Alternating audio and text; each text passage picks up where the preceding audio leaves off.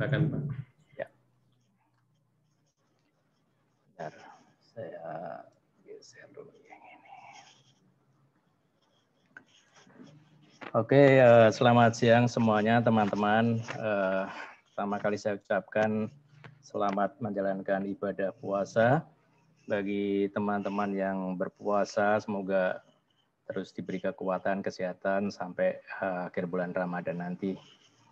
Dan modul ini sebetulnya yang awalnya itu TKPK ya, jadi bekerja di ketinggian, khususnya untuk rope access. Jadi saya sendiri untuk rope access ini nggak begitu menguasai, walaupun saya sering ngawasi orang bekerja di ketinggian menggunakan rope access, terutama mereka yang melakukan painting. Jadi untuk painting tangki-tangki yang tinggi-tinggi itu yang 100 meteran, kemudian yang terakhir kemarin saya juga ngawasin untuk pengecatan cerobong dari insenerator, itu ya ketinggian mungkin 150 meter. Jadi mereka biasanya kalau ngecat menggunakan tali ini, menggunakan tali rope access, kemudian mereka ngecat dengan spray seperti itu. Juga waktu saya mengganti reboilernya di Belida, di ConocoPhillips itu di Natuna sana offshore, saya mengganti reboilernya dari Emin. Kemudian teman saya ini yang punya proyek ini lupa belum menghitung kabelnya. Jadi ternyata kabelnya juga semua harus diganti karena kita naikkan kapasitasnya. Nah, saya lihat mereka yang masang kabel itu juga bergelantungan tuh, bawahnya laut. Nah, seperti itu. Jadi itu khusus. Kalau di oil and gas, pekerjaan yang seperti itu, dia harus di certified dengan certified IRATA namanya. Nanti kalau teman-teman senggang coba lihat IRATA, dan pekerjaan itu biasanya kita menyebutnya dengan RAT, Rope Access Teknik, atau ROPAK, Rope Access. Jadi orang-orang kalau orang oil and gas biasanya nyebutnya, oh itu RAT tuh, Rope Access Teknik. Jadi dengan menggunakan tali dia bergantung aja kayak pendaki gunung lah. Ini lain dengan kalau gondola ada platformnya. Kalau ini betul-betul nggak ada platform. Jadi mereka betul-betul bergelantungan di atas di bawahnya peralatan untuk melakukan kegiatan sesuatu. Nah, kebanyakan yang mempunyai sertifikat ini, dia nggak hanya sertifikat dari IRATA tadi, atau mungkin kalau di sini TKBK, tapi mereka rata-rata itu juga orang NDT, non-destructive test, jadi Gama Buana, kemudian satunya siapa lagi itu. Jadi waktu mereka melakukan test thickness gitu ya, karena posisi kan susah dijangkau. Jadi mereka melakukan hal itu. Juga IRATA ini atau orang-orang rope access ini penting kalau untuk memulai pekerjaan. Yang saya lihat waktu tarif keberapa saya lupa, untuk masang overhead crane waktu itu ada replacement untuk loading armnya LNG. Dan mereka naik yang lebih awal dulu karena dia harus memasang seperti chain block untuk mengangkat menahan berapa peralatan yang akan dicopot, itu mereka dulu yang naik. Nah, dari bagian daripada IRATA itu ada satu hal yang penting, yaitu bagaimana mencegah barang itu nggak jatuh. Drop object itu salah satunya. Tapi kalau mereka yang bergelantungan, mereka akan lebih aman. Karena mereka udah tahu banyak peraturan, justru malah orang-orang yang bekerja biasa di ketinggian, ini mereka yang banyak belum paham tentang bahayanya tentang drop object. Nah, hari ini kita akan bicarakan itu secara detail. Nanti silakan kalau ada pertanyaan dicatat, nanti kita bisa diskusikan. Jadi sedikit mengenai profil saya. Jadi saya sekarang karena udah pensiun dari BP, saya lebih banyak freelance safety consultant. Ya pekerjaannya ya macam-macam lah, dari A sampai Z. Setiap kali ada yang butuh berkaitan safety kita support. Dan basic saya sebetulnya dari engineer ya, sebetulnya lebih banyak engineering awalnya untuk desain equipment, plan design dan sebagainya. Kemudian terakhir-terakhir baru involve di safety. Jadi menangani safety di plan waktu di Linda, dan juga kalau di BP saya banyak nangani di kontraktor safety, kemudian training, driving safety, dan juga untuk project-project dan modification. Nah, itu sedikit profil saya. Hari ini kita akan bahas beberapa hal yang berkaitan dengan drop object ini ya. Jadi memahami tentang konteksnya tentang pencegah objek jatuh, itu nggak tahu bahasanya apa enggak, mengenai drop object prevention. Kemudian kita lihat berapa bedanya antara perlindungan jatuh itu yang kemarin kita bahas, yaitu melindungi seseorang supaya nggak jatuh. Tapi kalau drop object prevention ini atau pencegah objek jatuh ini berkaitan dengan peralatan yang harus kita gunakan untuk menjaga supaya barang-barang yang kita bawa nggak jatuh. Kemudian faktor-faktor penyebabnya, kemudian kita coba lihat dari kalkulator dan contoh daripada drop object. Kemudian kita fokus pada tethering proses, yaitu penambatan. Jadi supaya drop object ini barang-barang nggak jatuh, semua barang-barang harus kita ikat dengan aman.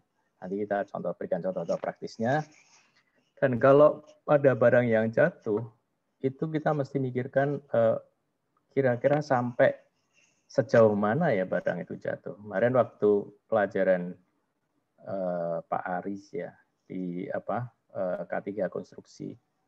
Jadi kalau waktu tower crane itu dinaikkan, kalau dia hanya swing nggak bawa beban itu nggak masalah. Tapi begitu dia bawa barang, itu di bawahnya harus posisi aman. Ya. Kemudian barang-barang itu juga kalau jatuh belum tentu lurus. Kalau dia menabrak sesuatu, dia akan lenting dan jaraknya bisa jauh. Ya. Nah, pemahaman-pemahaman yang seperti ini kalau nanti teman-teman semua di lapangan Anda bekerja untuk memberikan wawasan untuk paham bahwa ini ada potensi sumber bahaya ini dari kemungkinan objek jatuh, dari benda jatuh. Nah, Anda bisa melakukan sesuatu intervensi untuk memastikan bahwa kondisinya itu aman. Nah, salah satu contoh yang terjadi ini menjadi contoh yang semua yang berjualan tethering tool maupun diskusi-diskusi yang berkaitan dengan objek jatuh, itu kejadian bahwa ada seseorang nih membawa meteran ya. Saya tahu meteran itu yang isinya meteran yang bisa ditarik-tarik gitu ya. Cuman mungkin gede. Jadi ya case-nya ini ada tower yang 50 meter, 50 lantai. Jadi sekitar 150 meter. Biasanya kan satu itu 10 feet. Jadi sekitar 500 feet atau 150 meteran lah, kira-kira gampangannya begitu. Kemudian ada meteran beratnya cuma setengah kilo, kira-kira 1 pon itu. Kemudian ada orang yang baru keluar dari mobil, kena. Jadi di Jersey City ini ada dimuat dan jadi case yang cukup besar, bahwa orang ini akhirnya meninggal dunia. Jadi kita bayangkan dari meteran yang kecil itu, tapi ketinggiannya dia ada sekitar di 150-an meter, sampai 200 mungkin setengah kilo. Nah kalau dihitung-hitung itu benda yang segitu kecil itu tadi, setengah kilo itu, kalau jatuh dari ketinggian seperti itu kecepatannya sampai ke bawah, dia tuh bisa mencapai sekitar 200 km per jam. Bayangkan kayak mobil. Kencang banget. Karena tarikan gravitasinya, nanti kita lihat dari drop object charge-nya, kecepatannya sangat tinggi, kemudian dia kena metal sekitar 3 meter di atasnya, melenting, kena dia yang baru keluar dari mobil, baru bersandar di pintunya, menghantam kepalanya, dan dibawa ke rumah sakit, dan dia dinyatakan meninggal dunia. Nah, sangat konyol bukan? Dari meteran yang kecil itu bisa membunuh ini. Nah, itu case ini menjadi masalah yang cukup besar waktu itu. Tapi problemnya kembali lagi yang punya proyek, dia bilang nggak salah. Karena memang orang yang baru keluar mobil ini dia nggak pakai safety helmet. Jadi betapa ngerinya dia ya meninggalnya dengan cara yang seperti itu, gara-gara ada orang yang di atas yang meterannya jatuh, kemudian mengenai dia, sehingga dia meninggal dunia. Dan plan shutdown biasa kita kalau ada sesuatu insiden langsung kita mengadakan stand down. Jadi kita kumpulin diam semuanya, di stop semuanya, biasa seperti itu. Kemudian baru dimulai lagi setelah semuanya dipastikan lagi dengan aman. Nah, waktu saya dulu di Linde juga ada orang yang kejatuhan dari dia jalan, di atasnya ada yang nge-lift barang, itu unsecure material. Jadi di antara itu ada plat kecil yang terselip di antara pipa-pipa yang diangkat, mungkin sengaja dititipin aja. Jadi nggak terikat rapi dan jatuh. Kalau itu tembus dari safety helmetnya dan kepalanya kena. Itu di China project di punyanya Linde. Jadi drop object ini sangat mengerikan sekali karena dia mempunyai kecepatan yang tinggi waktu jatuh dan juga tergantung juga beratnya. Sehingga drop object ini, objek yang jatuh ini, itu menjadi bagian dari penyebab kematian di oil and gas khususnya. Nah, khusus saya yakin di industri yang lain juga sama. Nanti coba kita lihat berapa banyak yang berkaitan dengan drop object ini yang paling tinggi. Jadi kalau di oil and gas biasanya itu ada yang jatuh dari ketinggian, ada ini dari mobil vehicle ya, kemudian terkena objek jatuh. Jadi ini merupakan bagian penting sehingga merupakan sesuatu yang menjadi perhatian besar, khususnya dari pengalaman saya juga dari pekerjaan-pekerjaan yang kita lakukan. Kita biasanya melakukan sweeping setelah pekerjaan kita harus di atas, semuanya harus bersih, terutama itu biasa baut-baut semuanya banyak yang ketinggalan. Orang-orang biasa kerja habis ngelas, kemudian banyak sekali partikel kecil-kecil yang tertinggal. Nah, ini data dari Australia ya. Saya nggak punya data di Indonesia karena saya pernah mau kerjasama dengan GRIPS, jadi beberapa modulnya saya punya yang bisa saya share juga. Kalau kita perhatikan ya di sini, jadi angka yang terbesar itu drop object ini dari klaimnya asuransi. Jadi klaim asuransi kemudian dipilah-pilah, maka kejadian yang terbesar adalah di construction. Jadi seperti kemarin diceritakan oleh Pak Aris waktu K3 untuk konstruksi, maka kita paham bahwa apalagi di Indonesia banyak sekali pekerja-pekerja yang ya boleh dikatakan, maaf kata, levelnya itu pemahamannya sangat rendah. Sehingga kemungkinan kecerobohan dan lain-lain itu terjadi, sehingga banyak sekali barang-barang yang bisa jatuh. Nah ini di luar negeri aja trennya masih di konstruksi. Dan di kita tentunya juga tipikal lah, sama. Untuk proyek-proyek itu mungkin nggak pernah dicatat, tapi saya yakin banyak sekali benda-benda yang jatuh dari atas yang sebetulnya bisa membunuh atau nggak pernah dilaporkan, mungkin begitu juga. Nah, yang kedua di manufacturing, di industri, itu juga banyak sekali ya di tempat kami di BP di Tangguh itu banyak sekali kejadian seperti asbestos jatuh dari scrubber sekitar 50 meter. Asbestos spiral wound dari gasket itu jatuh, dari itu berat juga karena itu ringnya gede. Kalau kena orang jatuh.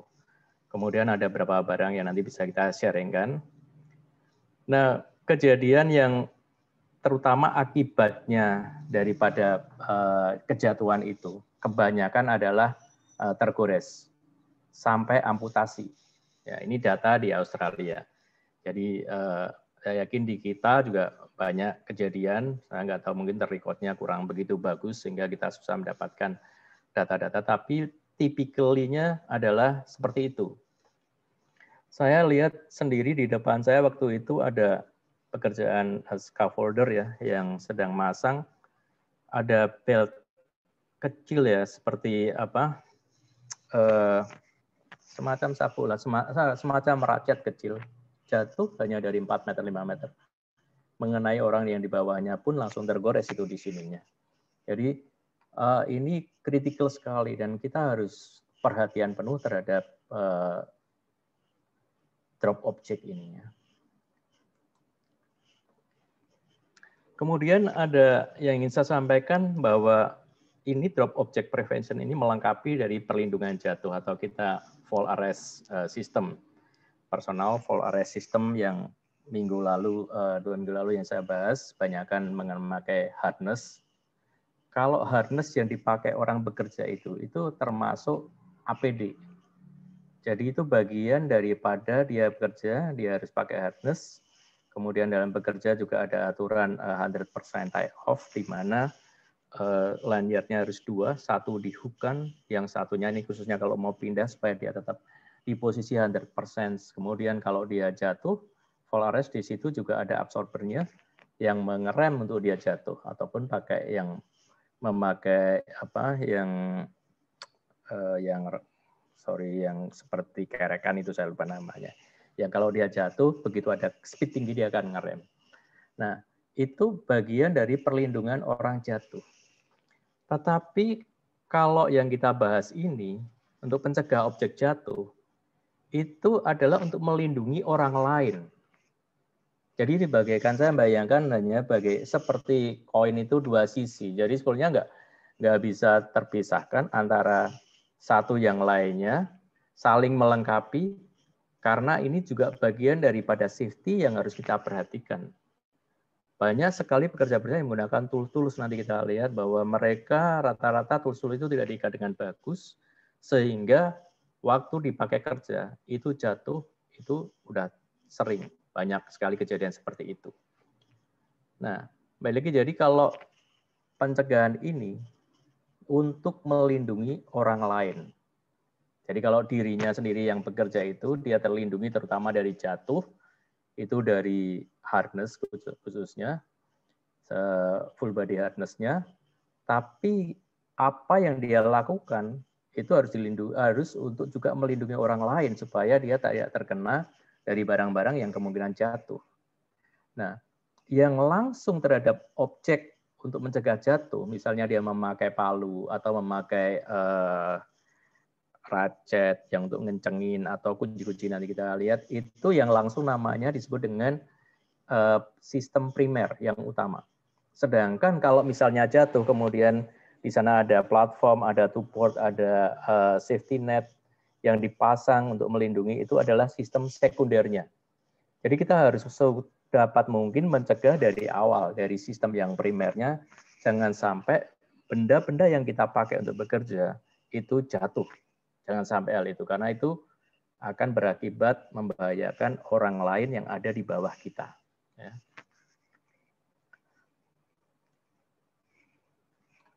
Nah, objek jatuh itu ada 2 didefinisikan. Jadi objek jatuh yang karena beratnya sendiri atau karena gravitasi.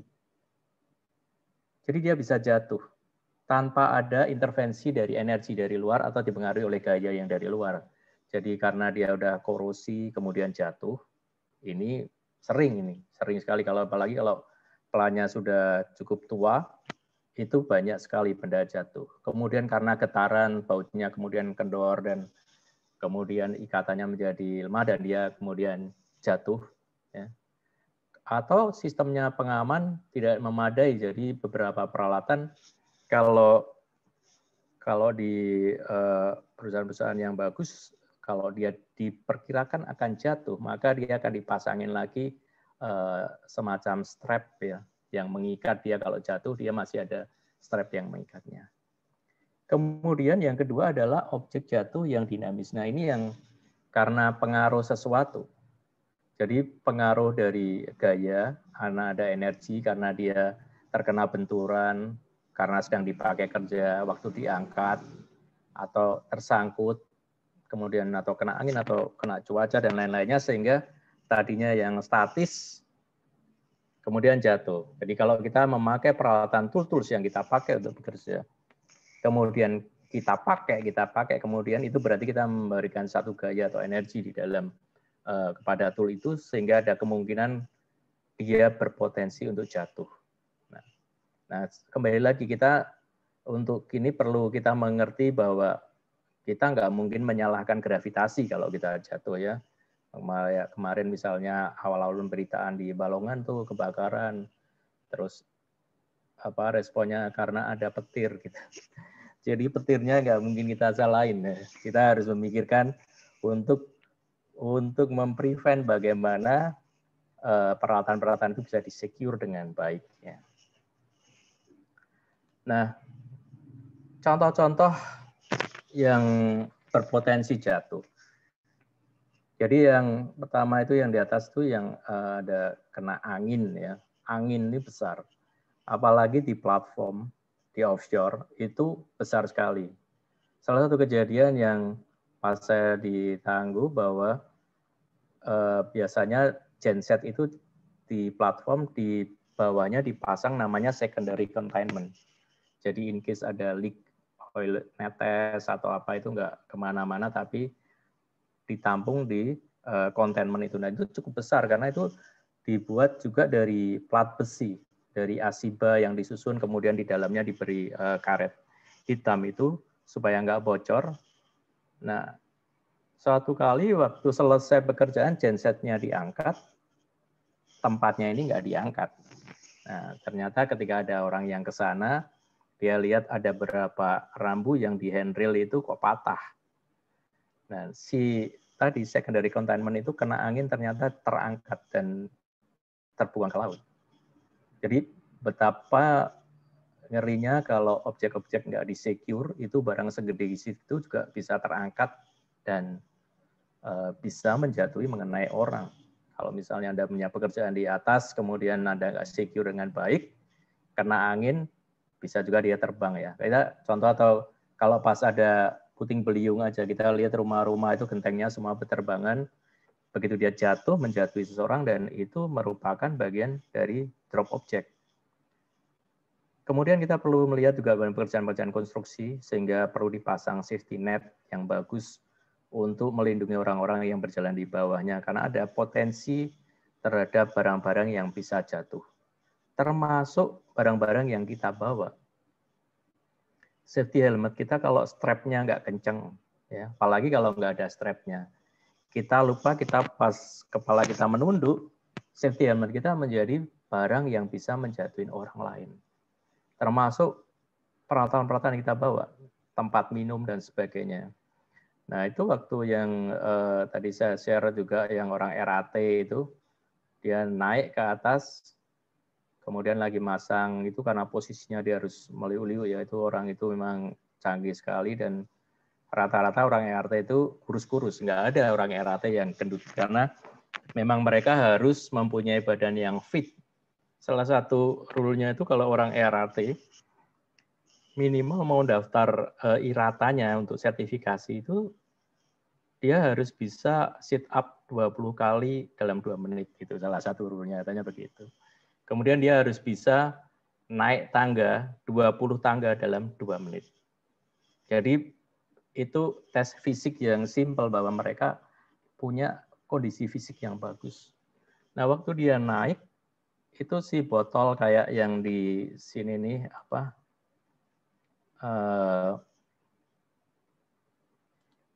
kayak yang di sini nih botol ini dia terjatuh botol aquanya karena ini tutupnya ini ikatannya ini lepas. Lepas botol air terisi air separuh jadi sekitar 250 gram. Jatuh dari 13 meter. Jatuhnya di laut. Jadi nggak mengenai orang. Dan kita juga perlu melihat kalau ada benda yang jatuh, apakah dia jatuh di area tempat orang berjalan apa tidak. Kalau dia di area jalan, kemudian ada benda jatuh di situ, maka ada kemungkinan itu high potential untuk ke fatality. Karena orang itu ada orang yang lewat di situ dan ada barang jatuh. Kalau dia jatuh di tempat yang remote mungkin nggak begitu masalah. Jadi kalau Anda punya plan, kemudian tempat orang itu berjalan harus sering melihat ke atas ya, ada nggak potensi terhadap benda-benda yang jatuh karena ada kemungkinan probability-nya tinggi untuk dia menjatuhin orang-orang. Nah, kalau kita lihat kita mau sweeping, lihat di atas, bagian atas, naik ke atas, cek, maka kita akan temukan banyak sekali kayak baut-baut yang udah karatan yang seperti ini. Itu banyak di pojokan-pojokan mereka taruh-taruh begitu ya. Setelah perbaiki, kemudian nggak dibawa pulang, nggak diturunkan lagi, tapi ya males selempit-selempitkan saja. Pojok-pojokan jatuh. Nah ini rawan, walaupun segini kalau dia jatuh dari ketinggian dia bisa ya memberikan injury juga kepada orang-orang yang terkena di bawahnya. Kemudian seperti ini nih, ada ratchet yang buat ngencengin baut ini terselempit di sini. Ini kalau ini diangkat, ada potensi waktu dia agak goyang sedikit ini bisa jatuh menjatuhi. Nah, yang waktu di Linde dulu bukan ratchet speed tapi plat kecil yang diselipkan saja. Dan dia jatuh menjatuhi seseorang meninggal. Karena dia platnya itu tembus kepada safety helmetnya ini pecah kena kepalanya. Kemudian banyak sekali nih kayak ini palu tertinggal di selempitan pojokan dan itu kalau habis pekerjaan apalagi kalau ada pekerjaan overhaul biasa sweeping banyak sekali barang-barang yang ditinggal tuh sama tukang-tukang atau disempit-sempitkan banyak sekali. Nah, itu berisiko tinggi. Next kita melihat bahwa faktor penyebab objek jatuh ya. Jadi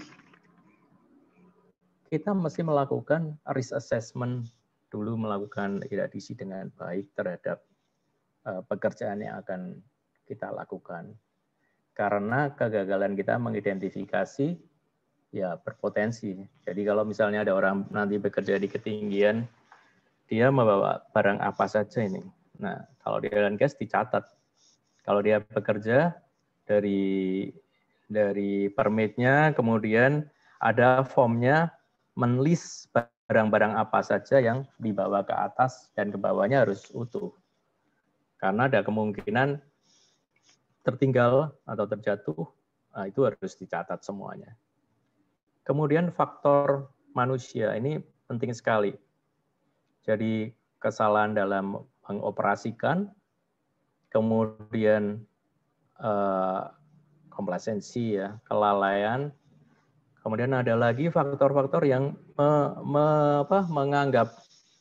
menganggap enteng daripada satu pekerjaan itu nanti bisa kita atur di sana. Nah, sebenarnya ada video, cuman saya nggak bisa share karena miliknya kita nggak bisa post dari recording ini. Saya dari Bapak Denny sebetulnya ada contoh dari Siemens, trainingnya dari Siemens itu bagus, cuman saya nggak berani putar karena ada takut nanti ada masalah. Jadi banyak sekali kejadian-kejadian behind daripada suatu insiden. Ketika ada suatu insiden, itu tidak serta-merta kalau kita nanti lihat di investigasinya atau root cause-nya, nggak serta-merta karena kejadian yang langsung itu. Kita harus bisa melihat. Udah tahu misalnya alatnya yang untuk angkat nggak pas, tapi coba diangkat dengan nanti bisa diatur, ternyata bermasalah. Ya. Kemudian ada prosedur, cara penanganannya yang tidak sesuai, orang-orang baru, biasanya beliau belum paham, ataupun orang-orang yang sudah lama, biasanya dia mengabaikan, membypass beberapa step daripada prosedur itu, sehingga hasilnya saat kondisi yang berbeda bisa menyebabkan bahaya atau kejadian. Ya. Nah, dudukan alat struktur yang rusak tadi udah kita lihat juga ya. Perlu kalau Anda plannya udah cukup lama perlu dilihat atau Anda ada plan yang berkaitan ada di situ ada genset, ada generator dan sebagainya. Karena itu getarannya kadang nyampe ke sana. Baut-baut bisa menjadi kendornya. Housekeeping ini pasti. Jadi kalau housekeepingnya buruk ya tentunya berpotensi terhadap adanya barang-barang yang bisa jatuh. Kemudian tertabrak atau tersangkut, ini khususnya waktu ada pekerjaan ya. Ada pekerjaan mungkin yang tertabrak di bawahnya. Kalau Anda punya misalnya ada pul-pul lampu lah kalau gampang. Dia di tepi jalan yang mungkin tidak terproteksi. Bisa jadi kalau bawahnya tertabrak, yang di atasnya jatuh, ada kemungkinan juga. Tapi mungkin lebih banyak pekerjaan-pekerjaan waktu lifting atau pengangkatan barang-barang yang di atas kemudian bisa menabrak atau menyangkut sesuatu dan itu jatuh. Kemudian ada inspeksi atau perbaikan perawatan yang tidak memadai. Tentunya inspeksi kalau nggak rutin, ada berapa peralatan yang bisa jadi dia udah harusnya di replace atau diikat dan sebagainya, tapi tidak dilakukan, sehingga itu menyebabkan barang-barang itu berpotensi jatuh. Yang ke-8, ini handmade ya, handmade. Ini masih secure sih kalau memang terkontrol. Jadi yang saya lihat tethering tool itu cukup mahal harganya, mungkin sekitar 150-200 ribu karena orangnya begitu banyak. Dan apa yang dilakukan oleh teman-teman dari kontraktor itu, mereka membuat tali yang ditali ini seperti tali pramuka, itu diputar-putar kemudian dimasukkan dan ditarik dan cukup kencang, diikatkan di pergelangan tangan. Ya, itu ya minimum seperti itu. Lalu sebetulnya ada toolnya yang memadai, harusnya kita harus bergerak di sana, harus lebih baik lagi, tapi mungkin belum nyampe pemahamannya sehingga masih memakai tool seadanya seperti itu ya. Kemudian ada peralatan-peralatan yang disimpan dengan tidak aman, faktor lingkungan tadi sudah kita lihat, ada angin, hujan yang bisa menyebabkan drop object. Ya.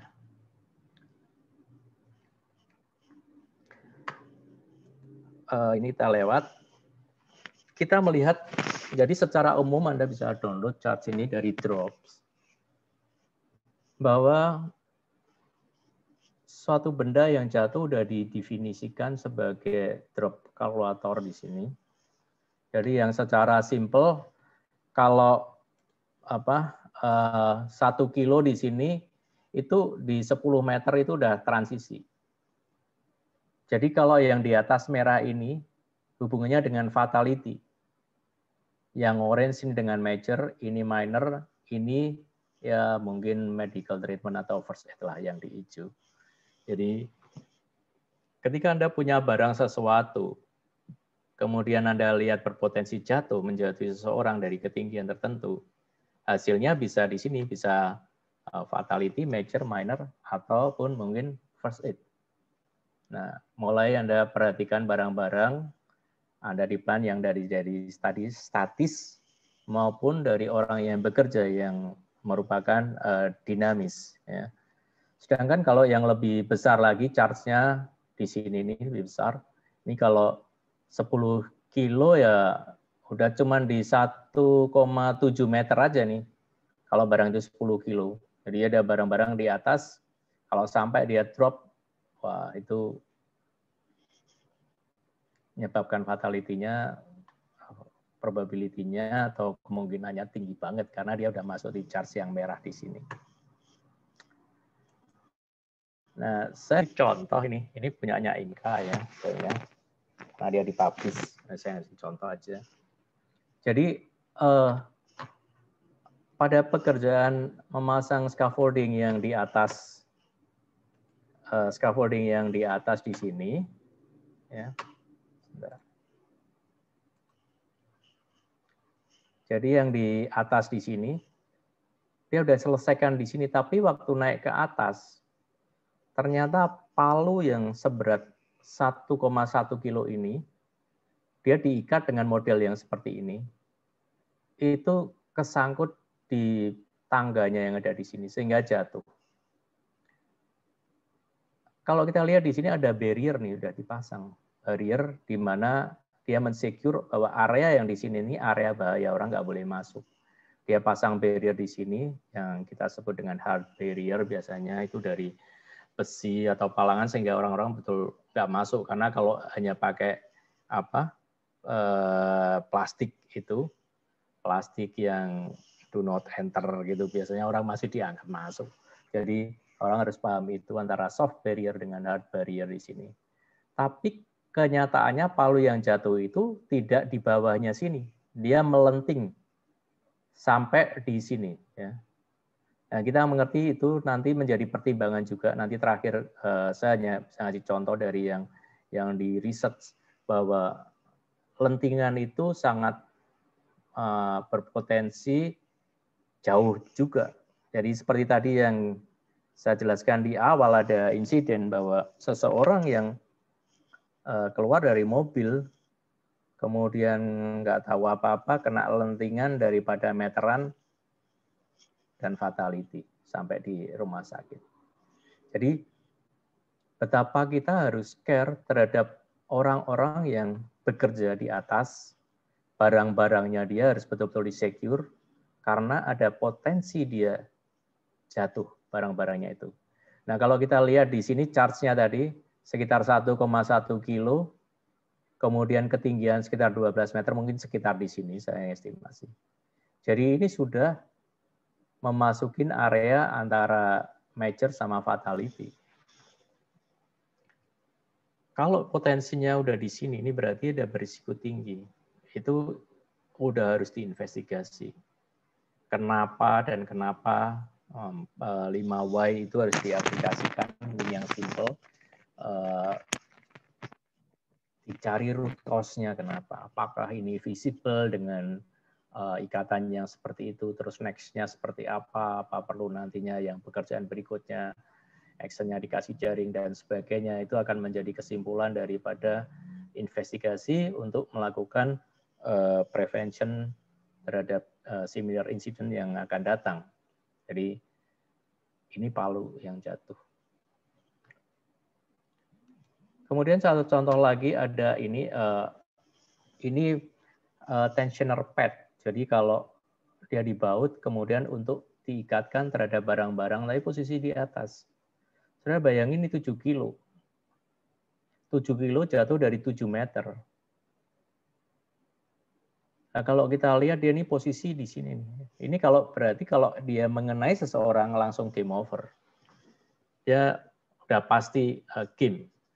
Karena benda yang segini ini jatuhin seseorang walaupun dia pakai safety helmet pun tembus itu. Nggak ada pertahanan. Nah, jangan kita memikirkan bahwa karena PPE itu kan proteksi terakhir ya. Jadi kita yang harus kita pikirkan bagaimana sistem atau kondisi yang di mana kita bekerja itu harus aman dulu. Jangan pikir bahwa dengan PPE kita merasa sudah segala sesuatunya sudah aman. Enggak. Tapi kita harus memikirkan bahwa coba kita lihat dulu kondisi-kondisi Anda sebagai orang safety, perlu sering berjalan, perlu lihat kiri kanan, perhatikan dengan teliti terhadap barang-barang, jangan hanya lihat sekilas, tapi lihat teliti. Kalau Anda lihat misalnya di situ banyak sekali objek di ketinggian atau apa, lihat teliti. Pastikan dia secure apa enggak. Kalau perlu Anda pegang, Anda goyang, pastikan semuanya betul-betul secure dan aman untuk orang-orang di sekitarnya. Jadi kebanyakan drop object ini adalah untuk melindungi orang-orang yang ada di bawahnya, ya, bukan orang yang bekerja di situ, tapi tadi kita lihat drop object prevention adalah melindungi orang-orang yang ada di bawahnya. Nah, dari Grips ini memang saya ambil dari dia karena kita pernah ada satu hubungan. Jadi Anda bisa bayangkan tadi yang measuring tip tadi dari meteran ini yang 0,5 kg sekitar itu kalau 15 meter itu beratnya impact force-nya itu kayak mesin cuci, 75 kilo ya. Nah tadi bayangin itu 150 meter. Jadi kecepatannya udah kayak Formula One itu, turunnya meluncur kecepatannya sedemikian rupa dan melenting menghantam kepala seorang sampai game over kayak gitu. Berat sekali ya, jadi kita perlu perhatian. Saya harap Anda mulai aware. Kemudian dari yang 1 kilo palu itu kalau 30 meter itu bisa sebesar force-nya diequivalenkan kayak genset itu ya, gambarnya penghasil listrik genset. Nah, kalau 2,1 kilo kita punya istilahnya apa yang tanpa kabel ini ya, drill yang kita tanpa kabel itu power tool ini 35 kilo itu bisa ekuivalen bulldozer ini. Sorry bulldozer. Nah, apalagi kalau hammer yang gede 35 meter itu udah kayak ini badak yang gede itu. 1,5 ton jatuhin. Udah jelas ini game over. Kalau kita lihat, bisa lihat dari charts yang tadi, maka kita melihat bahwa betapa berisikonya barang-barang yang di atas. Sekali lagi Anda jangan salahin gravitasi ya, nggak mungkin kita nyalain gravitasi. Oh karena ada gravitasi sehingga bendanya jatuh, nah, itu konyol itu namanya. Tapi kita harus memikirkan secure bagaimana kita bisa menganalisa sesuatu, memastikan benda-benda yang di atas itu di dalam posisi yang aman. Nah tentunya untuk menentukan kita aman apa tidak, kita harus membuat risk assessment, membuat identifikasi bahaya, penilaian dan pengendalian risikonya. Jadi kalau kita lihat, kalau kita bisa melihat bahwa oh ternyata ada barang-barang yang di atas yang berpotensi jatuh, ya kita mesti menganalisa dengan baik apa yang harus kita lakukan, baik terhadap orangnya, terhadap peralatannya, terhadap metode kerjanya, terhadap materialnya sendiri, lingkungannya yang harus kita lihat, yang bisa berpotensi memberikan loss control, kemudian kita pasang itu determine kontrolnya apa yang harus dipastikan, prosedurnya ke, supervisinya ke, dan lain-lain yang bisa, dan sehingga kita melihat dari risk matrixnya yang awalnya yang adalah potensinya dia di sini bisa diturunkan ke yang lebih rendah dengan kontrol yang bagus.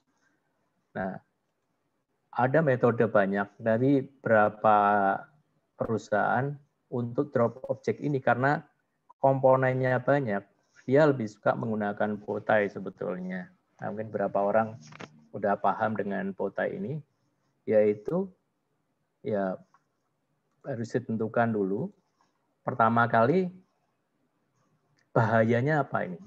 Penyebabnya apa di sini? Tentukan eventnya dulu, bahaya dan kejadiannya di sini. Bahaya dari hazardnya dan kejadiannya dulu di sini. Oh ini bisa menyebabkan orang mati nih misalnya kalau ada barang jatuh. Ya. Kemudian penyebabnya. Nah paling gampang di sini kita harus memikirkan what happen if something goes wrong. Ya. Kalau nggak terkontrol apa yang terjadi? Maka kita akan memikirkan banyak hal-hal yang bisa menyebabkan nggak terkontrol di sini menjadikan sumber bahaya. Nggak hanya dari tadi, tapi banyak hal yang bisa disebabkan. Kemudian konsekuensi di sini apa? Baru dipasang control measure-nya. Jadi pengaman pencegahannya, control measure-nya baik itu preventif maupun mitigasi adalah untuk memperkecil konsekuensi. Jadi kalau ada benda jatuh, kalau kita benda jatuh di sini, maka ada mitigasi, misalnya di situ kita pasang safety net. Atau kita memastikan semua platform to board, semuanya dipasang dengan betul-betul rapat misalnya. Untuk meminimalisasi dari benda jatuh, dari konsekuensi benda jatuh itu. Tapi kalau di sini nih, misalnya kita eventnya adalah orang itu terkena, mitigasi di sini adalah mungkin first aid team harus siap di situ. Kalau enggak, tim daripada ambulans dan sebagainya harus ready, standby di situ, supaya cepat-cepat dibawa ke rumah sakit dan dia meminimalisasi daripada proses waktu dia yang sudah terkena itu. Contohnya gitu, karena bisa juga di sini ya tim first aid kit, tim first aid raider ya, tim aid raider ya. Jadi yang menangani first aider maksudnya, sorry. First aider yang ada di sini untuk menangani dengan segera misalnya, standby di sini. Konsekuensinya untuk meminimalisasi. Nah, contoh yang dilakukan ini punyanya si Chevron. Saya ngasih contoh yang betulan berkaitan dengan yang akan kita bicarakan. Jadi kalau konsekuensinya sendiri yang pertama ditentukan adalah object falling due to gravity. Jadi ada benda yang jatuh. Penyebabnya hand tool drop hand tool drop from height ya. Jadi ini benda yang jatuh dari ketinggian.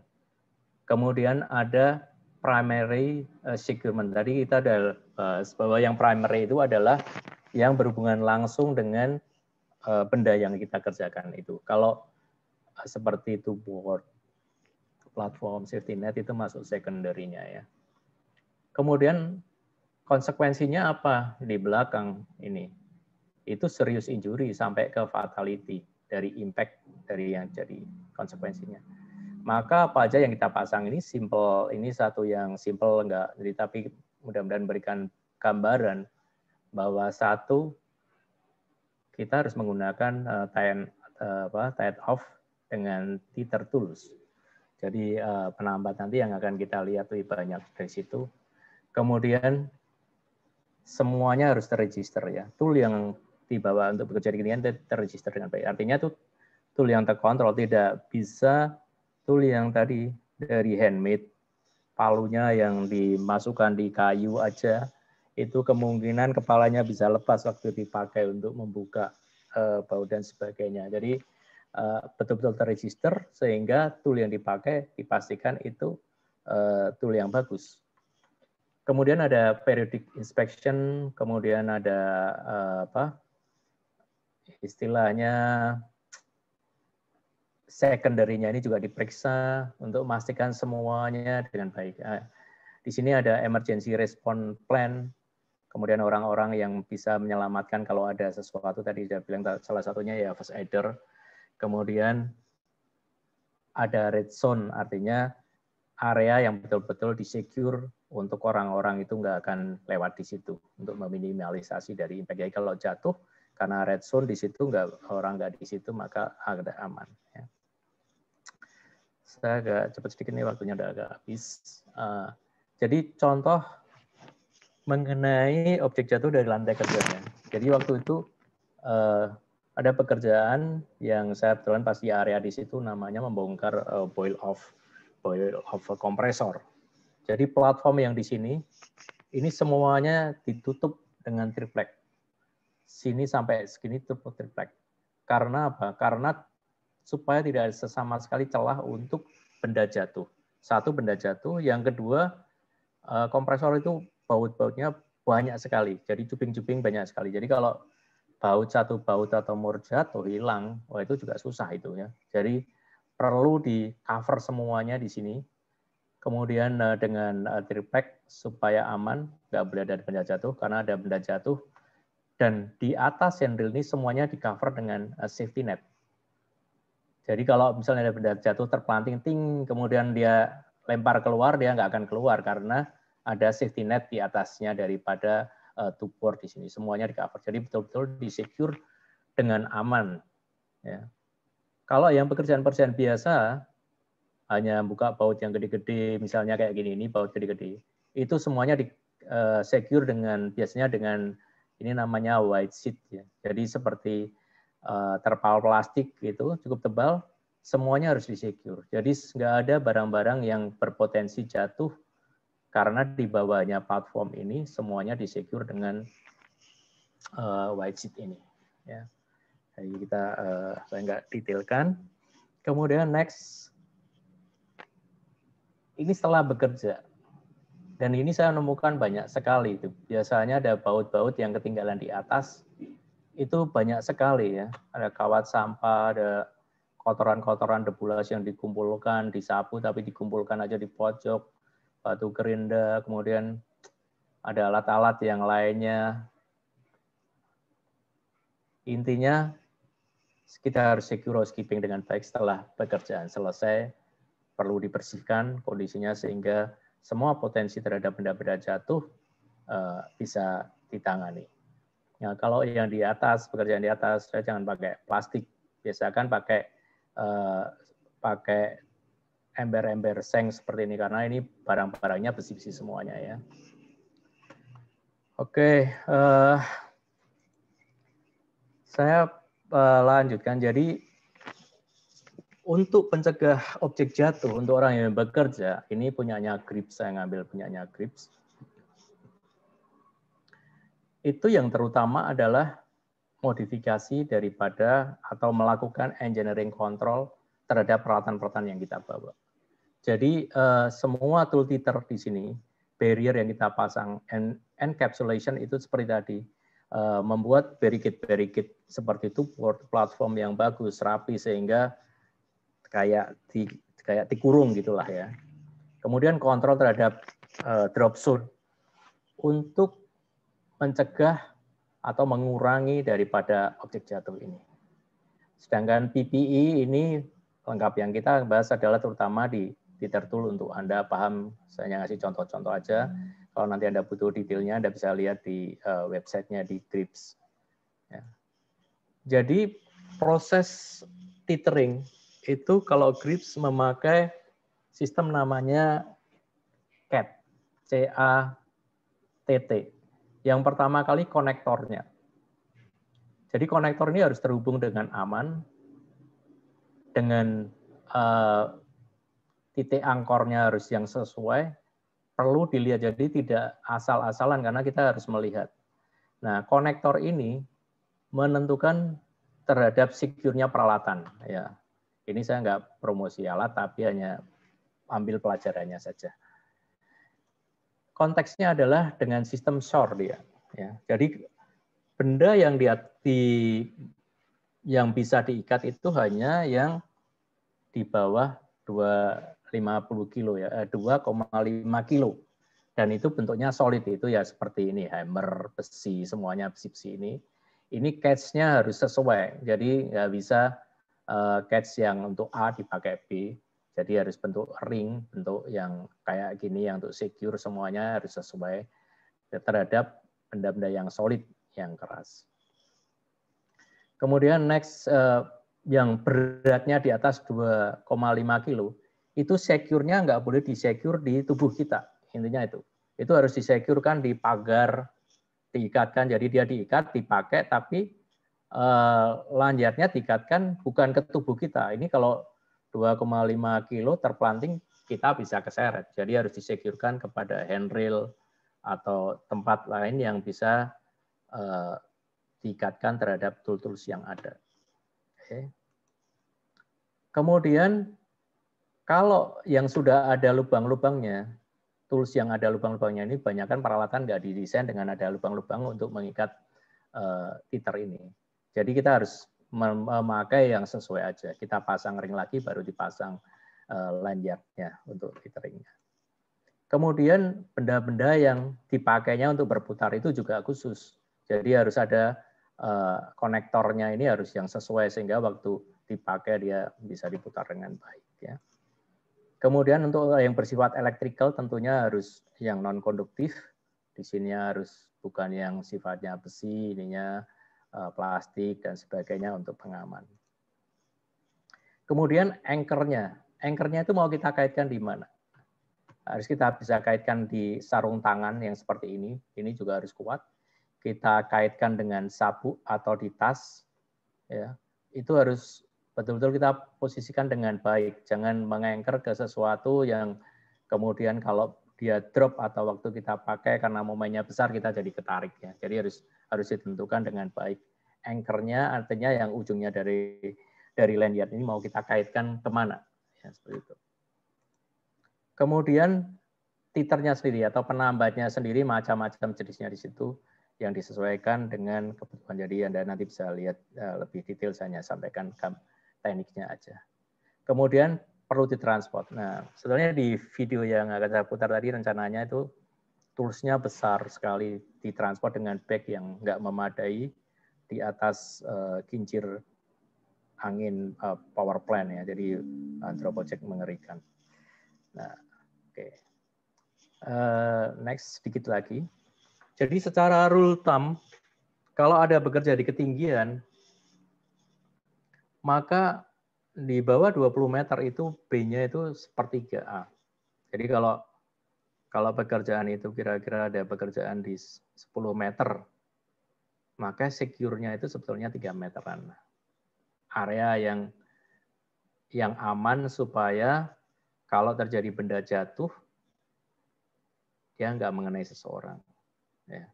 Baguslah lagi kalau ada pekerjaan yang kritikal, ya harus ada yang supervisi. Artinya di situ ada administratif yang mengatur orang-orang supaya jangan lewat di situ. Hanya begitu. Tapi kalau di atas 20 meter, itu hanya seperempatnya. Kalau sudah 20 meter, ya 5 meter. Cukup. Jadi kalau pekerjaan itu, pekerjaan taruhlah 6 meter, ya 2 meter itu harus di secure untuk area yang berpotensi kalau benda jatuh, area itu aman. Tadi seperti yang tadi kita lihat di palu yang jatuh ya. Nah, ini ada yang deflection atau lentingannya daripada objek. Ini dari riset ya. Jadi saya lupa ini saya ambil punya siapa, tapi intinya bahwa dia ngasih contoh bahwa benda yang 14 meter itu dengan berat sekitar 3,6 kilo atau 8,3 pon jatuh dari 14 meter, kemudian dia menghantam beam atau kena impact atau kena benda dulu yang di ketinggian 6 meter dari 14 meter, itu melenting segini. Jadi melentingnya bisa 20 meter, lebih tinggi daripada dia jatuh awal. Nah, percobaan yang berikutnya ini kalau dia di 37 meter atau 100 feet, kemudian dia jatuh, benda yang sekitar 3,6 kilo ini, kemudian mengenai sesuatu di 6 meter ini, dia bisa melenting sampai sekian. Demikian juga yang 200. Artinya apa? Anda perlu pikirkan, waktu ada orang yang bekerja di atas, kemudian lihat di bawahnya itu, kalau ternyata di situ banyak barang, banyak pipa, atau beam, atau sesuatu, maka kita perlu memikirkan bahwa ada kemungkinan nih kalau benda ini jatuh, dia akan terpelanting ya. Terpelanting dan cukup jauh. Jadi secure-nya di mana?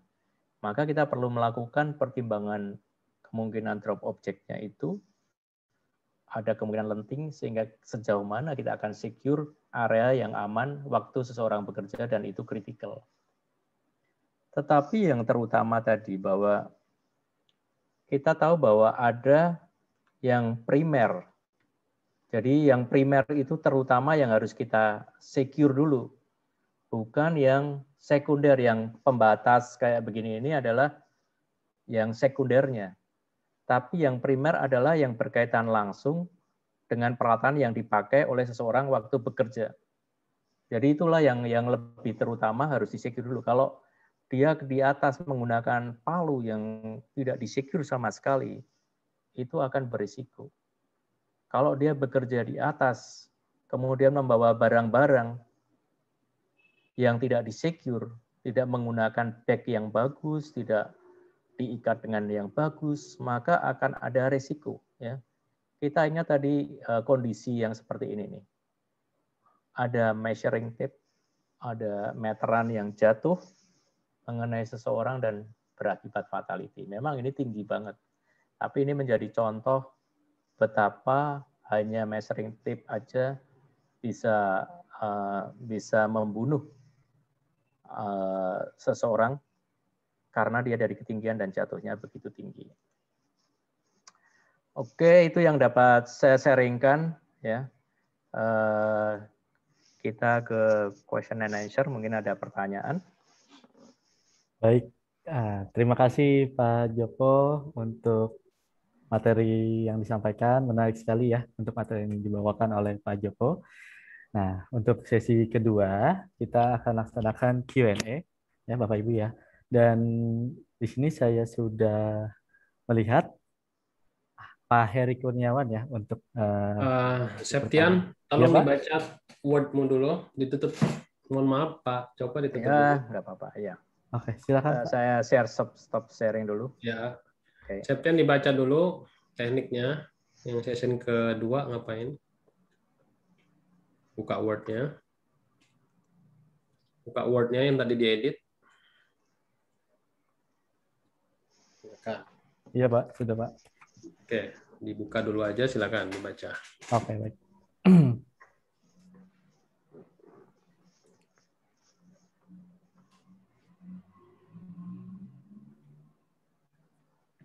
Baik, Bapak Ibu semuanya, ya. Sebelum kita melaksanakan Q&A terlebih dahulu, oke, saya akan membacakan slide yang di PowerPoint, ya. Slide terkait dengan Mika Pro yang tadi sudah disampaikan. Oke, baik, Bapak Ibu semuanya. Jadi izinkan saya tadi sudah disampaikan yang terkait Mika Pro videonya, dan saya akan membacakan ya informasi sedikit untuk Bapak Ibu semuanya terkait Mika Pro. Nah, ini perkenal aplikasi Mika Pro. Nah, Mika Pro silakan Bapak Ibu download ya di Play Store atau di App Store ya. Jadi untuk downloadnya ini secara gratis Bapak Ibu ya. Silakan buka Google Play Store atau App Store-nya, lalu klik saja Mika Pro. Nanti akan muncul, dan jika sudah di-download, nanti silakan mendapatkan Bapak Ibu mendapatkan username dan password-nya. Nah, itu nanti username dan password akan kita kirimkan via email. Dan next. Untuk itu juga kita berbagai video-video webinar yang selama ini sudah berjalan, Bapak Ibu bisa lihat juga di YouTube Pak Cideni ya.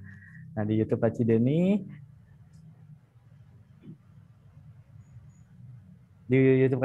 ini Bapak Ibu bisa lihat hasil-hasil webinar yang sebelum-sebelumnya. Seperti itu. Oke, next kita ada pelatihan-pelatihan ya. Untuk pelatihan di Media Tama, yaitu kita ada pelatihan Kemenaker yaitu Alika 3 Umum yang akan berjalan waktu terdekat yaitu di bulan Mei tanggal 22. Dan kita juga ada auditor SMK 3. Auditor SMK 3 kita berjalan di tanggal 24 Mei ya, jadwal paling terdekat. Dan untuk selanjutnya ada Alika 3 Lisik di tanggal 27 Mei, jadwal terdekat. Dan kita juga ada Kemenaker RI yaitu Teknisi K3 Listrik ya. Kita juga laksanakan fix running itu di tanggal 28 Mei, jadwal terdekat kita secara blended training ya. Dan kita juga ada pelatihan Alika 3 Muda Konstruksi ya Bapak Ibu semuanya. Ini kita laksanakan secara online untuk training Alika 3 Muda Konstruksi yang akan dilaksanakan tanggal 28 Mei. Selanjutnya juga kita ada supervisor planca ya. Kita juga laksanakan di tanggal 29 Mei. Setelah Lebaran nanti kita laksanakan secara blended training. Lalu juga ada pelatihan blended training yaitu petugas P3K yang dilaksanakan tanggal 28 Mei sampai 3 Juni ya Bapak Ibu semuanya. Dan kita terakhir ada petugas pemadam kebakaran yaitu di tanggal 22 Mei sampai 27 Mei yaitu blended training. Dengan praktek kita laksanakan langsung offline di tempat latihan kita langsung. Oke, baik. Terkait informasi-informasi pelatihan dan webinar lainnya, silakan Bapak Ibu bisa hubungi saya dengan nomor yang tertera di sini. Silakan di-save. Dan juga Bapak Ibu terkait informasi ketiga juga bisa lihat di Instagram kita di Media Tama, dan kita juga ada Facebook Tama Media Tama Sertifikasi. Dan terkait tadi ya untuk webinar dan informasi ketiga lainnya bisa juga lihat di YouTube Kak Cideni. Beserta juga TikTok Kak Cideni ya Bapak Ibu semuanya. Dan informasi lebih lanjutnya juga bisa kunjungi website kami yaitu di www.mediatama.co.id. Oke, baik. Setelah ini juga Bapak Ibu kita ada merchandise ya terkait jaket bomber. Nah, jaket bomber ini Bapak Ibu bisa silakan dapatkan merchandise-nya, yaitu silakan syaratnya. Pertama, sudah menginstal aplikasi Mika Pro, lalu share sebanyak-banyaknya link YouTube Pak Cideni di Facebook, link ID atau IG. Yang ketiga adalah follow dan like sebanyak-banyaknya ya terkait video TikTok Pak Cideni. Yang tadi ID-nya sudah saya berikan ya. Dan ini adalah pemenang-pemenang giveaway ya, giveaway atau merchandise PJK 3 Media Tama terkait jaket bombernya. Baik, itu aja info dari saya. Setelah ini ada info tambahan, Mas Septian. Oke, tadi sudah banyak dapat teman-teman semua yang sudah share. Namanya tadi Egar Iki ya. Nah, Egar Iki selamat. Egar Iki sudah kami tunjuk sebagai pemenang untuk ini Facebook kita ya. Egar Iki sudah banyak sekali nge-share terkait dengan kegiatan dari Media Tama. Mana ya si Egar Iki tadi ya. Oh, di mana ya? Oke. Egar Iki silakan menjapri kita nanti untuk mengirimkan ininya, alamatnya kita akan kirim Facebooknya ya, jaketnya ya. Silakan dilanjutkan, Mas Septian. Oke, baik. Ini Pak Joko. Baik, kita ada pertanyaan nih Pak Joko dari peserta webinar. Yaitu pertama dari Pak Heri Kurniawan. Oke, Pak Heri Kurniawan ini pertanyaannya adalah, Oke, ini bertanya terkait dengan adanya potensi benda jatuh. Nah, yang pertama, Pak Heri menanyakan yaitu apakah ada tim khusus yang dibentuk untuk bertanggung jawab dalam pengendalian bahaya benda jatuh di suatu area kerja khususnya konstruksi. Ya, silakan Pak Joko, mungkin bisa ditanya. Jadi ini sebetulnya bagian daripada Anda waktu melakukan toolbox mendidik dari kontraktor, kayaknya tim khusus nggak ada ya. Tapi sebagai orang HSE harus punya sense terhadap potensi benda jatuh ini. Ini salah satu latihan mental ya. Minimal culture yang harus dibentuk kepada kontraktor bahwa mereka kalau nggak memahami betapa bahayanya benda jatuh itu mungkin mereka menganggap sesuatu yang ringan-ringan saja. Jadi ini bagian dari orang HSE untuk mengeduket teman-teman kontraktor, kalau perlu harus dimasukkan di safety induction bekerja sebelum bekerja, supaya mereka tahu bahwa adanya potensi benda jatuh itu berbahaya. Ya. Nah, kalau yang khusus saya kira nggak ada, tetapi perlu dilakukan rutin kalau mau orang kontraktor sendiri. Jadi kalau yang kita lakukan untuk housekeeping, pada hari tertentu misalnya hari Minggu agak senggang orang pikirannya agak berat gitu kan, karena kita kerjakan hari Minggu juga kerja. Jadi sore hari dibagi orang suruh berbaris, kemudian kasih kantongan plastik, jalan bersama. Jadi itu seperti sweeping. Harus rutin dilakukan seperti itu. Maka semua barang-barang tadi ada yang mungkin tersisa atau apa itu bisa diambil dan kemudian dikumpulkan. Itu tergantung orang HSE bagaimana dia akan meng-lead daripada pekerjaan itu, memberikan satu contoh sama mandornya atau supervisornya, kontraktor atau bosnya, bahwa kita mau melakukan ini. Jadi kita harus tegas. Kalau orang HSE nggak tegas, nanti ya repot. Pak, kalau boleh kita lakukan ini ya jangan. Kita harus punya konsep dulu yang firm bahwa ini ada risiko terhadap kemungkinan barang-barang yang tinggal di atas yang tercacar, baik itu kalau konstruksi bisa jadi itu batu-batu juga bisa tuh. Dari cor-coran itu batu bisa jadi.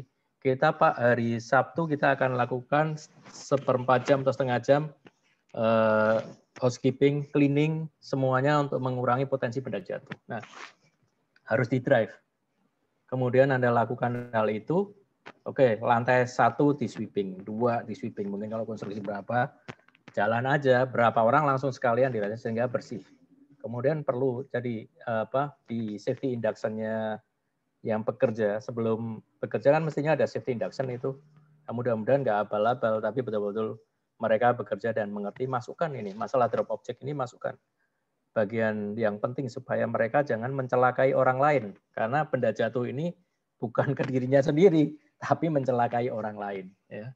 Mungkin itu jawabannya Mas. Kalau yang tim khususnya nggak ada lah, orang HSE harus tanggung jawab gitu. Oke, baik, semoga itu pertanyaannya bisa terjawab ya. Dan satu lagi nih Pak Joko dari Pak Heri juga, Pak Heri Kurniawan, yaitu apakah perbedaan dari sistem keamanan dan perangkat pengaman dalam mengontrol bahaya benda jatuh tersebut? Perbedaannya, Pak, sistem Ya. keamanan dan perangkat pengaman. Kalau sistem itu mestinya kan yang terintegrasi dengan tatanan ya. Jadi itu menyangkut keseluruhan daripada sistem. Misalnya gini, seperti tadi kan contoh yang di awal. Pengamanan tethering tool itu satu sistem karena itu nyangkut utuh. Jadi nggak bisa kita pasang juga orangnya tanpa diberi pemahaman yang benar juga nanti repot. Kalau perangkatnya ya tadi alat-alatnya sendiri yang untuk mengamankan, mengontrol benda jatuh, itu peralatannya. Jadi misalnya itu tadi ada termasuk ada konektornya, ada tetheringnya, ada penambatnya. Kemudian ada anchor-nya mau di mana. Kemudian untuk membawanya tas-tas yang bagus, ya jangan tas abal-abal. Kalau biasanya kalau kontraktor yang saya lihat mereka bawa tasnya tas dari terpal. Jadi karena yang dibawa besi ya, jadi nggak mudah robek. Cuman sayangnya di dalamnya kalau saya belajar ini mereka nggak ada diikatkan di dalamnya, jadi masuk semuanya di dalamnya. Nah, sebenarnya dari video itu mereka ada tools yang besar yang berpotensi jatuh itu harusnya diikat. Nah, sistemnya tetap harus terikat rapi sebelum ditarik di atas. Ataupun kalau di bawah dia harus disecure dengan menggunakan ya tadi penambat atau tether tadi. Kalau nggak memungkinkan dengan alat-alat yang tadi harus terikat dengan baik dengan tali karena untuk mengontrol supaya nggak jatuh. Nah, pemahaman terhadap benda itu jangan jatuh itu satu sistem. Nah, di dalamnya ada alat-alat nih, ada perangkatnya, ada tadi hooknya, ada karabiner, ada shackle kecil, ada macam-macam itu adalah peralatannya. Mungkin ya begitu mungkin penjelasannya, Mas. Oke, baik. Jadi begitu ya perbedaan antara sistem keamanan dan perangkat pengamanan. Semoga Pak Heri Kurniawan pertanyaannya terjawab ya dengan Pak Joko. Baik, ada lagi nih Pak Joko terkait pertanyaan. Nah, ini dari Pak Sinar Simbolo nih. Nah, di sini pertanyaannya, apakah ada sanksi disiplin? Apakah ada sanksi disiplin bagi pekerja yang melakukan kelalaian yang mengakibatkan objek jatuh dari ketinggian, yang mengakibatkan pertama tidak ada injury dan peralatan rusak, kedua adanya injury maupun sampai fatality. Nah, gimana Pak Joko? Silakan Pak. Ya, jadi kembali lagi kalau suatu insiden kita nggak bisa langsung memutusi seperti ini. Jadi mesti dilakukan investigasi dulu yang jelas. Apakah dia udah pernah di training tadi? Di induction-nya, dia paham nggak terhadap potensi objek jatuh? Kemudian bagaimana dengan peralatan yang diberikan? Kalau dia cuma dikasih peralatan yang abal-abal ya oleh manajemennya, kemungkinan barang itu lepas waktu dipakai karena peralatannya abal-abal. Tadi kan saya bilang ada yang handmade. Ya. Kan misalnya dia ada itu tukang misalnya palunya gede itu gadanya ya. Kayunya dari bambu yang diselipkan dia pikir seperti kalau kita pacul itu kalau kena air nanti mengembang kenceng gitu kan. Nah ini berisiko itu handmade. Jadi kalau si mandornya memakai itu dan ternyata dipakai lepas, siapa yang salah dulu nih? Kan kita mesti paham. Jadi semuanya kalau udah ada insiden, semuanya baiknya stop, nggak usah berandai-andai. Silahkan tim investigasi melakukan investigasi dengan baik, melakukan wawancara, mendapatkan gambaran sejelas-jelasnya tentang bagaimana insiden itu terjadi, baik itu ada yang fatality atau ada yang injury ataupun yang tidak. Kalau barang itu jatuh di lingkungan orang-orang yang banyak orang, tadi saya sudah bilang. Jadi kalau benda jatuh di tempat lalu lalang orang dengan yang jatuh di ujung sono yang nggak ada orang, itu beda, potensinya beda. Jadi kalau di tempat lalu orang kemudian ada benda jatuh, itu termasuknya udah hypo, bahaya. Karena ada probability mencelakai orang itu tinggi sekali. Ya. Jadi tergantung dari investigasinya itu Mas.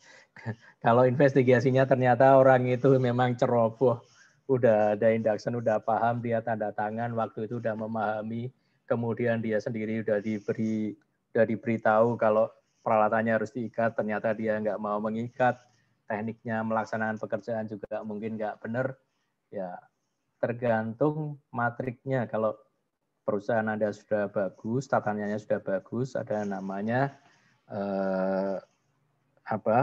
just culture namanya. Istilahnya tuh just culture. Jadi di level di mana? Jadi apakah dia udah training? Yes, ada matriknya untuk yes no-nya sehingga tahu bagaimana dengan atasannya. Jadi nggak mesti orang itu. Seringkali kita membelin si A pekerja ini adalah yang salah, padahal bisa jadi atasannya yang harus juga diberi edukasi yang baik kalau dia ternyata tidak memberikan sesuatu yang baik juga terhadap anak buahnya. Itu tergantung dari investigasinya. Jadi jawabannya itu nih nggak fix karena tergantung investigasi ya. Oke, baik. Jadi nggak perlu itu juga Pak ya, pihak tersebut ya yang bersalah. Jadi kita harus lakukan investigasi dulu ya.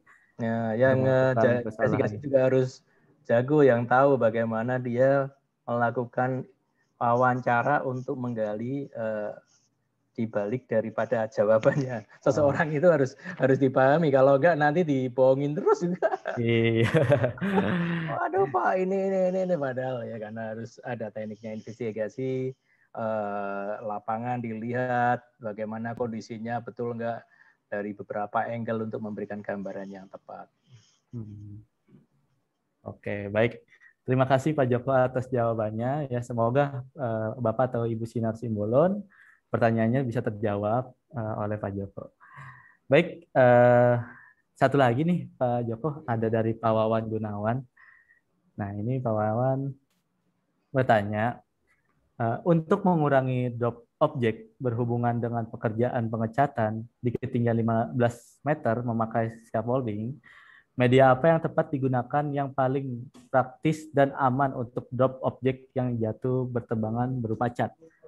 Padahal lokasi SDH terpasang jaring pengaman sehingga dengan jarak tertentu terkena kendaraan di sekitar Pak. Gitu. Ya. Jadi yang paling aman. Ya. Silakan Pak. Jadi kalau cat ini bukan bagian dari drop object ya. Ini yang berterbangan kalau dia cat karena menspray itu bagian dari lingkungan. Jadi drop objeknya dia merusak kepada lingkungan di sekitarnya. Ya, paling bagusnya yaitu satu spraynya dia harus jarak dekat. Yang kemudian tentunya ini kalau pakai scaffolding, tool-tool semuanya harus, scaffoldingnya juga harus bagus, yang rapat platformnya, planknya yang dipasang, tubur semuanya supaya yang kecil-kecil nggak akan jatuh. Apalagi cat ini rawan tertumpah, jadi perlu dipasang secondary containment supaya kalau tertumpah nggak kemana-mana.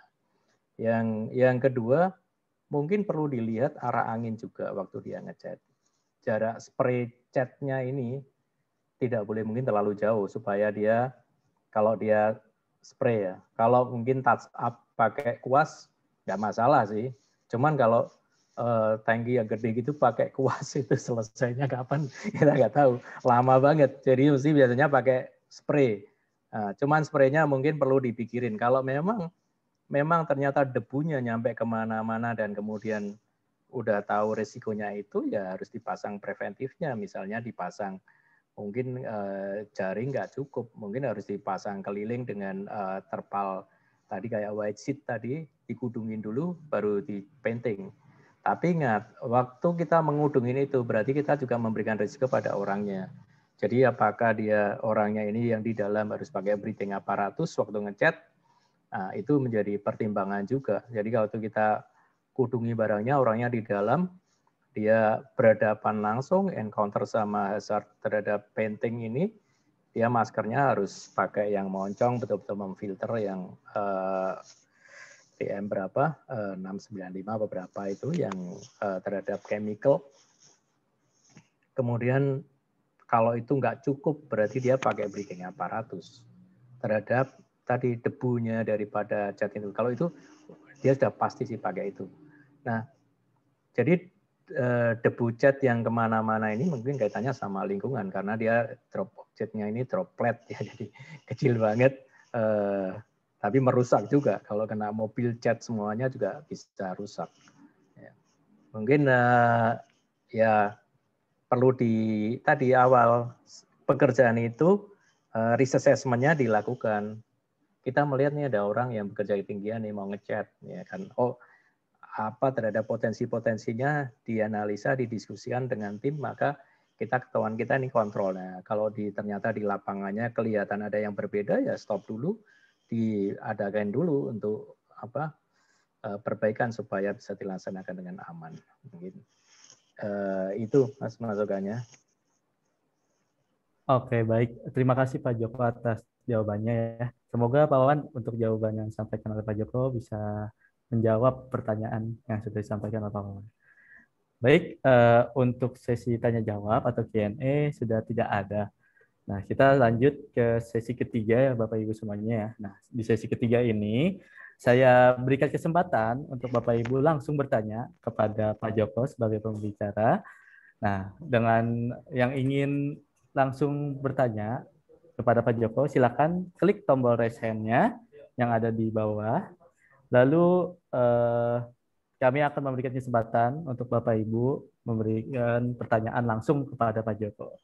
Baik, silakan untuk yang ingin bertanya, silakan klik raise hand-nya dan saya akan langsung dikasih kesempatan untuk bertanya langsung kepada Pak Joko.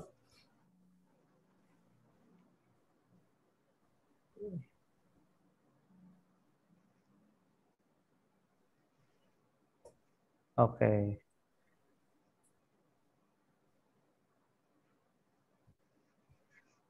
Belum ada yang... Silakan Bapak Ibu, kita berikan kesempatan. Mungkin yang tadi jawabannya mungkin ada yang ingin tanyakan kembali. Silakan klik tombol raise hand-nya. Jadi saya akan berikan kesempatan untuk Bapak Ibu muncul dengan videonya serta bertanya langsung dengan Pak Joko. Dengan waktu saya berikan, silakan Bapak Ibu semuanya.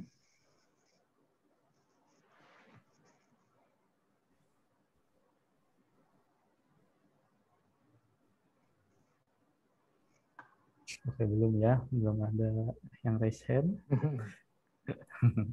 Kalau tidak ada yang raise hand, silakan ditutup aja. Langsung tutup aja ya, Pak ya. Oke, baik. Oke, baik. Mungkin tadi pertanyaan dari Q&A sudah terjawab ya oleh Pak Joko ya. Jawabannya sangat bagus dari Pak Joko. Dan tidak terasa kita sudah di penghujung acara ya, yaitu webinar siang hari ini. Namun saya ingin informasikan kepada Bapak Ibu semua yang mengikuti webinar hari ini, saya telah memberikan link absen di kolom chat. Jadi silakan Bapak Ibu untuk absen. Absen ini berlaku di saat webinar berjalan saja ya. Jadi jika sudah tidak berjalan, link absen akan ditutup. Oke. Baiklah teman-teman semuanya, peserta webinar pada siang hari ini. Kita sudah di penghujung acara, mungkin masih banyak pertanyaan-pertanyaan yang belum sempat jawab ya. Namun tadi diberikan kesempatan untuk raise hand, namun tidak ada. Teman-teman semua yang tadi mungkin ingin bertanya, nanti mungkin bisa silakan email ke alamat email yang tertera saat mendaftar webinar tadi ya. Baik, kami mengucapkan terima kasih sebesar-besarnya atas kesediaannya Pak Joko sebagai instruktur pada hari ini untuk berbagi ilmu, sharing-sharing terkait dengan topik yang hari ini yang sungguh luar biasa ya, Pak Joko ya. Semoga ilmu yang kita dapatkan pada hari ini dapat kita terima dengan baik dan bermanfaat untuk kita laksanakan langsung di prakteknya nanti ya Bapak Ibu. Dan kami mendoakan juga kepada Pak Joko diberikan keselamatan, kesehatan, dan kesuksesan bagi karirnya dan rezeki yang berlimpah ya Pak Joko ya. Amin. Amin ya Rabbal alamin. Baik Bapak Ibu semuanya yang sudah mengikuti webinar hari ini sampai akhir, kami mengucapkan banyak-banyak terima kasih juga ya. Semoga ilmu yang didapatkan pada hari ini terkait topik yang dibawakan oleh Pak Joko dapat bermanfaat juga bagi kita semua. Nah, saya Septian Diputra selaku host dan beserta tim, mohon maaf jika ada kesalahan, karena kita manusia tidak luput dari kesalahan ya Bapak Ibu semuanya. Baik, saya akhiri. Wassalamualaikum warahmatullahi wabarakatuh. Sampai jumpa di webinar berikutnya. Silakan mungkin Pak Deddy. Oke, terima kasih Pak Joko atas Ya, bantuannya hari ini, sharingnya yang luar biasa ya. Semoga menjadi ilmu yang berkah dan Pak Joko diberikan kesehatan ya. Amin. Amin. Terima kasih ya Bapak Ibu semua yang sudah hadir hari ini. Kita ketemu lagi besok 2 topik berikutnya. Terima kasih. Terima kasih Pak Joko, sehat Terima selalu kasih Pak. semuanya. Pak, silakan Pak.